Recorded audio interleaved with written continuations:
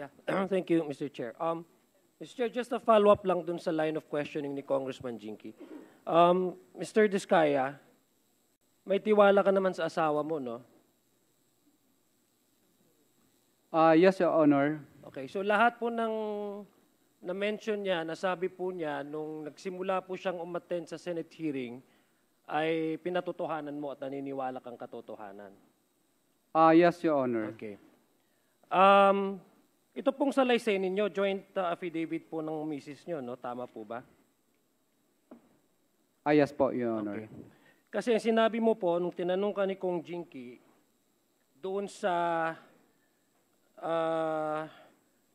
paragraph 13 na ayaw nyo, basahin ko ulit hindi namin ginusto kailanman na papasama sa ganitong sistema pero kailangan namin magpatuloy para sa pamilya at mga empleyado. Nung pina-expound sa'yo ni Kong Jinky, sabi mo, actually nahihirapan ka na nga. Tama po yung pagkarinig ko. Nahihirapan ka dun sa ganitong sistema, ayaw mo, that's why nire-report mo at nagpapadyaryo ka. Tama po ba? Yes po, Your Honor. Ang tanong ko, kung nahihirapan ka, hindi ko lang maintindihan, kung nahihirapan ka, ba't dinagdagan nyo pa yung kumpanya nyo na hindi lang isa? Ginawa nyo pang siyam. And this was admitted by your wife during the Senate inquiry.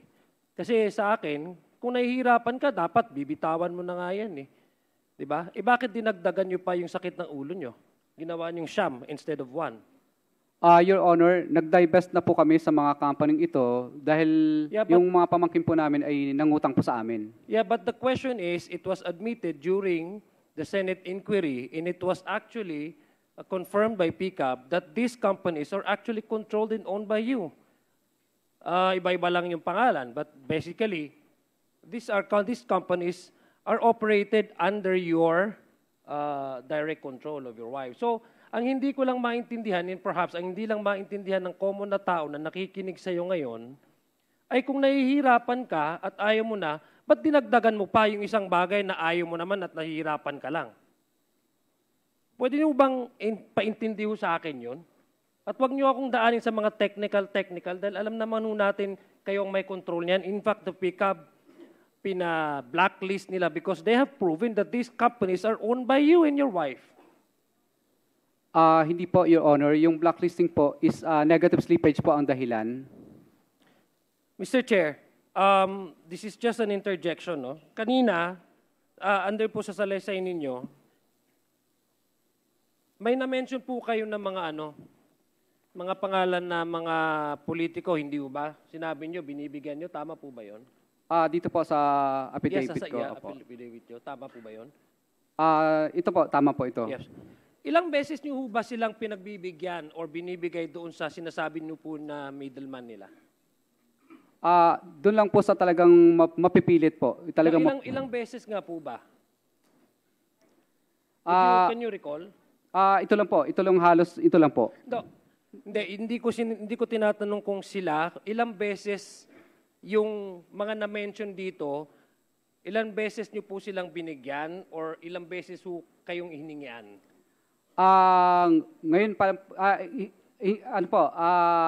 ito pa lang po. Ito pa yung mga transaction po na ito.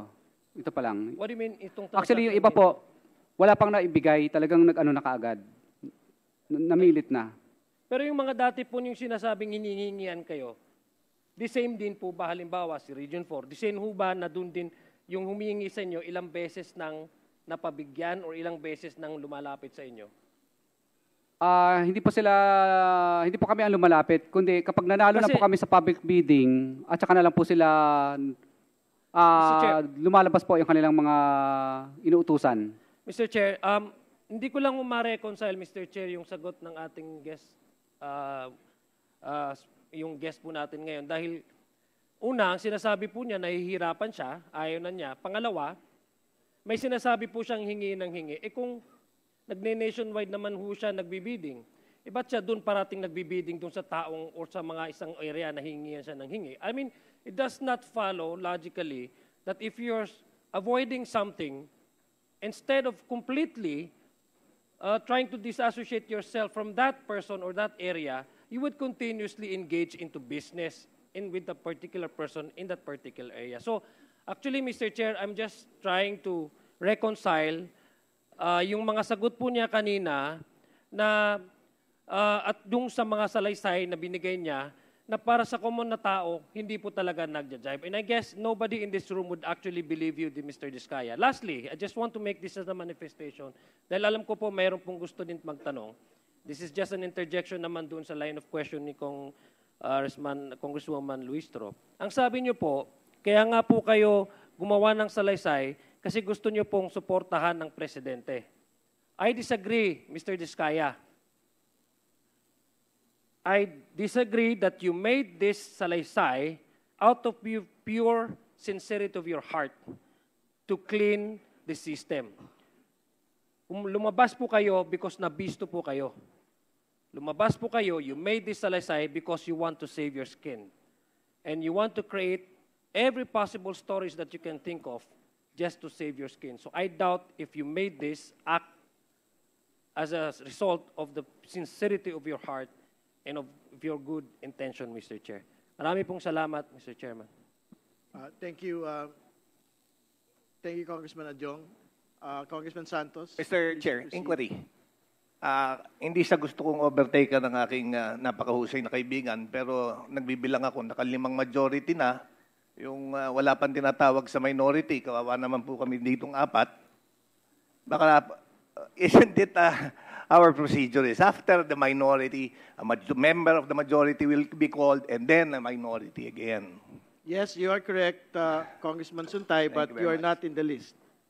Do you want to ask a Kanina question? po ako nagpalista. 3 beses na nga po ako dinaanan dito.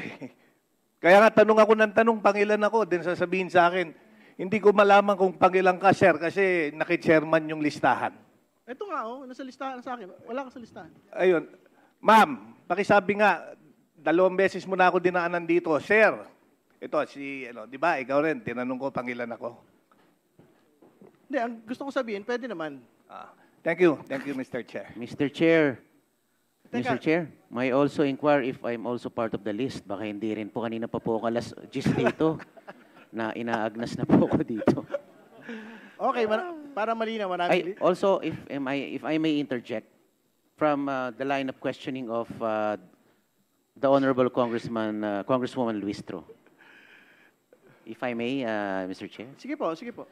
Opo, medyo nagagalumihanan po ang ating kongresista dahil ayon po sa kanya, bakit ayaw magsalita ng ating resource person nung mga taong nangihingi sa kanya from the past administration. At kung bakit ang binanggit niya lang sa kanyang affidavit ay yung mga taong nangihingi sa kanya in the current administration. Just for context and for clarity, Mr. Resource Person, yung po ba nga nanghihingi sa inyo ng mga nakarang administrasyon, yung panahon ni Pangulong Duterte, panahon ni Pangulong Aquino, panahon ni Pangulong Arroyo, nag-attempt silang humingi, di po ba? Yes, Your Honor. Kayo po ba ay nagbigay sa kanila? Your Honor, hindi po. Okay. So ang ibig, sa makatwid, kaya lang nakalagay yung mga pangalan dito, dito sa 18 congressmen na binanggit nyo, dahil ito ay natuloy yung bigayan. Yes po, Your Honor. Kaya nakalista ang mga pangalan nila dito kasi ito po yung meron po akong physical knowledge po. So yung mga failed attempts na kumuha sa'yo, hindi mo sinama dito? Kasi hindi naman po successful. Pero may attempt? Yes po, Your Honor. So ito lang mga ito, yung nakapagbigay ka? Yes po, Your Honor. So, bakit anong pinagkaibang nakaraang administrasyon at sa kasulukuyang administrasyon, bakit ngayon tila bumigay ka na sumama sa sistema nila? Ba't nung nakaraan kaya mo naman pigilan ang sarili mo na magbigay? Anong pinagkaiba ng administrasyon na to sa nakaraang administrasyon? Dati po kasi, nung mga nakaraang 3 administrasyon, unlimited po ang pagsali sa bidding. Kahit ma-disqualified ka ng 100 ulit, wala pong tinatawag na 3-strike policy. At patutunayan po yan ng lahat ng contractor sa buong DPWS na takot silang sumali sa bidding dahil mapablocklist sila pag 3 ulit silang na-disqualified. Kasi may department order po na tinatawag na 3-strike policy. Okay. You've been a contractor since 2003. Sabi niyo po sa inyong salaysay. Yes po. In a span of 21 years or 24 years? Tama 23 po ba? years po. 23 years being a contractor. Meron ba dyan sa mga ginawa niyong infrastructure projects ay tinaguriang ghost project? Wala po kahit isa, kaya nga po nagbigay po ako ng aking affidavit kasi sinasama po nila kaming pilit sa ghost projects pero wala po kami talagang ghost projects. Ang mali lang po, ibinigay po nila kay PBBM na listahan. Mali po ang DPWH Central sa binigay na coordinates po ang nagkamali. Yung katulad po ng ano po, yung coordinates po talagang mali. Talagang physical, may picture lahat ginawa. Pero sinasabi nila ghost, ghost, ghost, ghost. Wala ang katapusang ghost, ghost, ghost na yan. Eh talagang wala naman. So yung project po na yun na itinag sa inyo ay hindi nyo ginawa? Project ng iba yon. Opo, ang tinuturo sa amin, ghost amin daw yun. Tulad ng Kaywawaw na lang po. Iba ang coordinates niya. Na Kaywawaw na yung lugar na yun substandard. Pero na, sinabi, St. Timothy daw. Alpha daw. Kulang na lang ipatubos pa sa amin yung ano yung pagkamatay ni Rizal eh. Hindi Okay. po ba? Ay, sorry. Hindi po ba lahat ng project Please, ay you geotag? have to respond respectfully. Sorry to the po, Your committee. Honor. Just to be clear, this is not an interjection anymore. This is your time, Congressman Marcoleta. I think you are... Mr. Chair, just to be clear with the 3-strike policy, can we just ask the DPWH what is this 3-strike policy and the rationale of this Sige po, 3-strike sino ba policy? dyan? DPWH. You second last, please explain. Kasi parang ang dating, parang nakasama pa yung 3-strike rule Ngayon daw nagbibigayan, tapos dahil meron 3-strike rule. Hindi ba supposedly governance mechanism yan? Mr. Chair, yeah, this is in accordance with the Republic Act 9184 and hindi lang po ngayong administrasyon na to yung 3-strike policy. There's a department order that says pagka po yung contractor nag-commit dun sa mga nakalista po dun sa 9184, like for example, there is collusion o kaya patently nag-submit ng kulang na dokumento, parang halatang nagsasubmit ng kulang na dokumento or nakipag-communicate sa mga back members during the procurement process and all others, pagka ho na ano yon, may mga bilang yon, nag-submit siya, kulang siya ng bank certificate, parang intentional na hindi niya po linagay yon. So strike 1 po yon. Pagka ho naka 3 strikes within a year, considered po siyang disqualified or blacklisted. So, sorry, to be clear, hindi po ito bago? Tama Hindi ba? po ito bago po. Okay lang pa ito. You second last. Na-enact po yung 9184, I think it's Yung 3-strike policy. 3-strike policy Kailan po. po ito nagsimula? Kasi po ang Republic Act 9184, Sige, dali. mga Just 2003, to be very fast. probably 2003 or... Hindi po ito 2022. Hindi po. Bakit sabi mo, Mr. Diskaya, 2022 kayo nagbibigay ng pera kasi nga 2022 lang merong 3-strike policy. Sabi ni Yusek Canlas, 2003 pa yung 3-strike policy. O paano ka ngayon? Your Honor, bali po, may department order po kasi na binibigay sa amin at pinapakita po ang mga Bids and Award Committee na yun po ang ginagamit nila. Na department order po na galing sa DPWs na 3-strike policy. Kaya minsan po, Your Honor, tuldok lang po ay pwede na pong maging ground para ma-disqualified ka po. Hindi naman yan bago eh. Hindi naman bago yung department order. Yung batas 9184. Sabi nyo, as early as the 2000s, sumasali na ho kayo sa bid. So therefore, alam nyo ho yung batas na meron 3-strike policy. So hindi totoo. Yung pong sinasabi ninyo, na kaya lang ho kayo nagbibigay noong 2022 onwards, ay dahil meron na pong 3-strike policy. Yun ho yung specific explanation nyo eh. Hindi ho ba? Na kaya previous to 2022, hindi kayo nagbibigay sa kahit sinong taong gobyerno, taong senador, congressman. Dahil ngayon lang po nagkaroon ng 3-strike policy at dahil may 3-strike policy, kailangan nyo pong pabilisin. Yung pong mga bids, ayaw nyo pong ma-disqualify. So paano nyo ngayon ipapaliwanag na ang sinasabi ni Yusek Canlas, hindi yan bago, hindi yan 2022? Your Honor, Pero nung mga panahon po na yun, hindi po ganun po kahigpit ang three-strike policy. Dito lang po nila parang inimplement ng matinding-matindi po yung three-strike policy. O di nung in-implement ng matinding-matindi, doon kayo nagbibigay ng pera sa mga tao, ganun ba? Hindi po, Your Honor. Bali, natatakot lang po yung mga contractor na pag nakatatlong Huwag mo idamay ibang kontratista, ikaw lang naman yung kausap dito. Natatakot kayo. Yan ang gusto niyo sabihin? Your Honor, kasi pag naka-three-strike policy ka po, ay Hindi, yun ipapablacklist nga. ka na po Wala na nila. yun, tapos na yun eh. Basag na yung sinasabi mo eh. May three-strike policy nga bago 2022. Yusek Canlas, you wanted to say something? It was strengthened by a department order issued in 2015. The violations include purchasing bidding documents but later withdrawing from the bidding without justifiable cause, submitting a letter of non-participation, failing to submit a bid without a valid cause, submitting a late bid without valid justification, submitting insufficient or defective documentation, and other actions deemed to undermine the integrity of public bidding. So what is the date of the department order that we are talking about, Yusek Canlas? 2015, Mr. Chair. My friend, Mr. Diskaya, 2015, yung department order. So ano po yung pinagsasabi nyo na 2022 lang po kayo nagsimula na magbigay dahil meron pong department order? Paliwanag nyo ngayon.